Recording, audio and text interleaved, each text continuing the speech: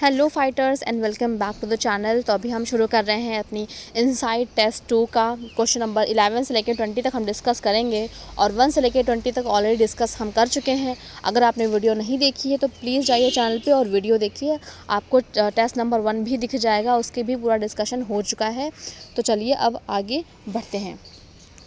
तो पहला इसमें जो स्टेटमेंट पूछी गई है वो पूछा गया है कि जो भी है, मतलब आप पढ़ लेना, दोनों गलत हैं स्टेटमेंट। सही स्टेटमेंट ये है कि जो कंस्ट्रक्शन ऑफ रॉक केव्स था वो कंटिन्यू हुआ था एज किसमें, मॉडर्न पीरियड के टाइम पे। हालांकि जो ये पीरियड है एक तरह का डेवलपमेंट दिखाता है दो तरह के रॉक केव्स में, पहला चैत्याल और दूसरा विहार।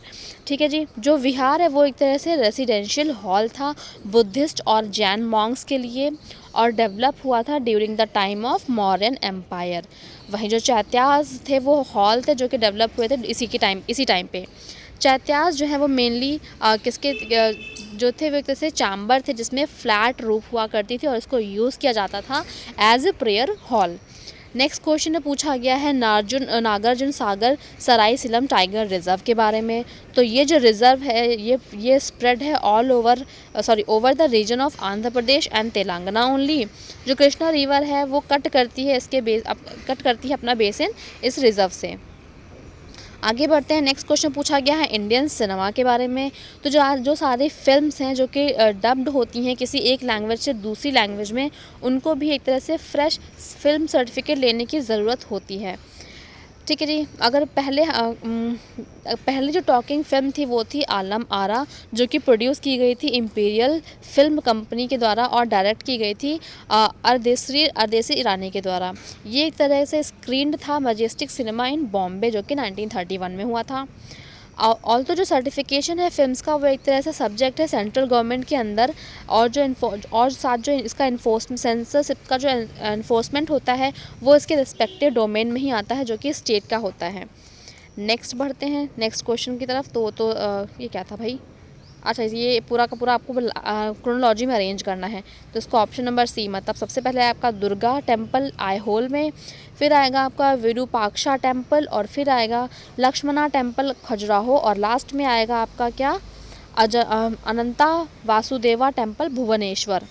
चलिए आगे बढ़ते हैं। अब मथुरा स्कूल ऑफ आर्ट के बारे में पूछा गया है। तो जो मथुरा स्कूल है वो शो करता है एक तरह का स्ट्राइकिंग यूज़ किसका, सिम्बोलिज्म उस अपनी इमेजेस में।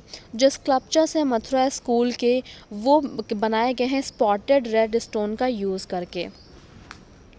जो स्कल्पचर्स हैं मथुरा स्कूल के वो इन्फ्लुएंस हुए हैं किसकी स्टोरीज़ के द्वारा, स्टोरीज़ और इमेजनरीज ऑफ ऑल थ्री रिलीजन उस टाइम के, जैसे बुद्धिज़्म, हिंदुज़्म और जैनिज़्म। और जो हैलो है जो बुद्धा के अराउंड जो माना जाता था, एक बहुत ही लार्ज था किसके, लार्जर था गंधारा स्कूल से भी ज़्यादा लार्ज था और डेकोरेट किया गया था कुछ ज्योमेट्रिकल पैटर्न के थ्रू। नेक्स्ट क्वेश्चन की तरफ बढ़ते हैं। तो क्वेश्चन पूछा गया है फॉरेन कंट्रीब्यूशन रेगुलेशन एक्ट, मतलब FCRA। इस एक्ट के तहत जो किसी पॉलिटिकल जो ऑर्गेनाइजेशन होती हैं पॉलिटिकल नेचर की, वो फॉरेन कंट्रीब्यूशन को एक्सेप्ट नहीं कर सकती हैं। जो फॉरेन फंडिंग है एक तरह की वॉलंटियर ऑर्गेनाइजेशन है हमारे इंडिया में और रेगुलेट की जाती है अंडर FCRA एक्ट के तहत और इम्प्लीमेंट की जाती है मिनिस्ट्री ऑफ होम अफेयर्स के द्वारा। इस एक्ट के तहत जो ऑर्गेनाइजेशंस हैं उनको रिक्वायर होता है कि वो खुद का रजिस्टर कर सके 5 साल में। आगे बढ़ते हैं। अब कौन कौन जो है वो ग्रांट एलिजिबल कर सकता है। ठीक है जी। एसोसिएशंस में देखें तो उसको रजिस्टर होना पड़ेगा under the societies registration act 1860 और या फिर इंडियन ट्रस्ट एक्ट 1882 या फिर सेक्शन 8 ऑफ कंपनीज एक्ट 2030 के तहत। नॉर्मली ये जो एग्जिस्टेंस में होनी चाहिए कम से कम 3 साल तक के लिए। और जो भी अंडरटेकन रीजनेबल एक्टिविटीज़ होंगी उसकी फील्ड में वो किसके लिए होनी चाहिए, for the benefit of society. वो क्या कर सकती है, एटलीस्ट 10 लाख रुपीज़ जो है 3 सालों तक उसने एक्सपेंड किया हो अपनी एक्टिविटीज़ में। नेक्स्ट क्वेश्चन पूछा गया है इंडियन सर्कस के बारे में। जो ग्रेट इंडियन सर्कस था वो पहला मॉडर्न इंडियन सर्कस था, फाउंड किया गया था विष्णु पंत चात्रे के द्वारा। गवर्नमेंट ऑफ इंडिया जो है वो इन्फोर्स करती है किस पे, ban on the use of wild animal, और भी किस लिए, स्पेशली एंटरटेनमेंट, सर्कस में एंटरटेनमेंट के पर्पज़ से। आगे बढ़ते हैं। तो क्या हो गया, आगे बढ़ते हैं। तो नेक्स्ट क्वेश्चन पूछा गया है predecessor of Buddha under Buddhism was, ये कौन थे? तो ये थे कसापा बुद्धा। जो बुद्धा है उन्होंने महापरिनिर्वाणा को कुशीनगर में प्राप्त कर लिया था, जो कि उत्तर प्रदेश में है, अपनी 80 की एज में। और ऐसा कहा जाता है कि उनके जो कंटेम्प्रेरी थे, उनका मतलब उनकी लाइफ का जो मेजर पार्ट है कंटेम्प्रेरी थे, वो थे किंग बिम्बिसारा, और उनमें उन्हीं में से अजात शत्रु जो है वो भी थे कुछ टाइम के लिए हरंके डायनेस्टी वाले। नेक्स्ट क्वेश्चन पूछा गया है खजुराहो स्कूल ऑफ आर्किटेक्चर के बारे में। तो जो टेम्पल है ये बना था सैंडस्टोन से बना था, और जो टेम्पल है बिलोंग करता है हिंदू प्लस जैन रिलीजन को। आगे बढ़ते हैं।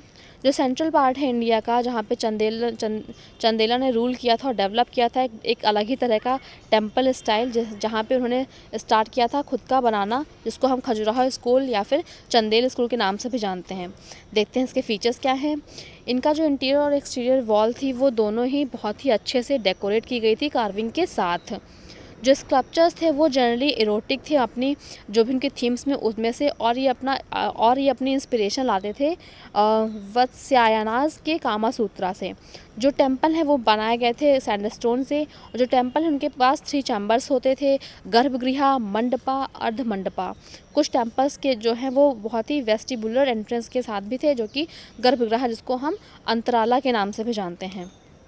जो टेम्पल्स थे वो जनरली नॉर्थ या फिर ईस्ट फेसिंग थे। पंचायतन स्टाइल ऑफ टेम्पल मेकिंग जो है फॉलो किया जाता था।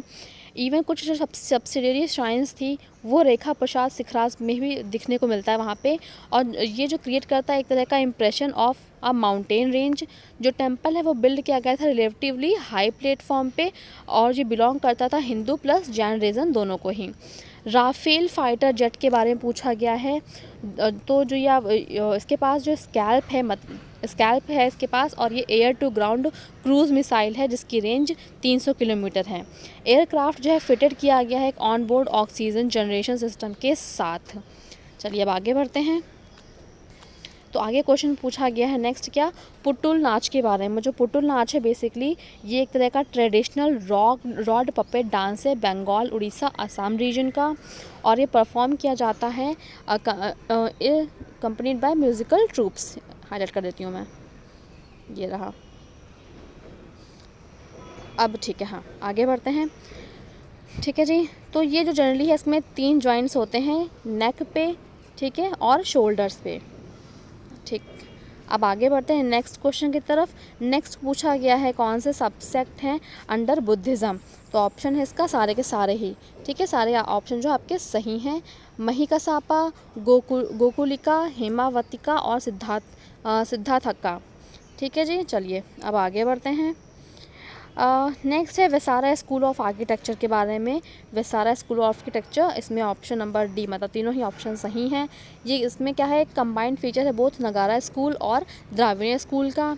ये जो नगारा स्कूल का जो इन्फ्लुएंस है वो है कहाँ से, कर्वी लीनियर शिखरा से, और जिसका स्क्वायर है वो बेस है किससे, वेसारा टेम्पल से।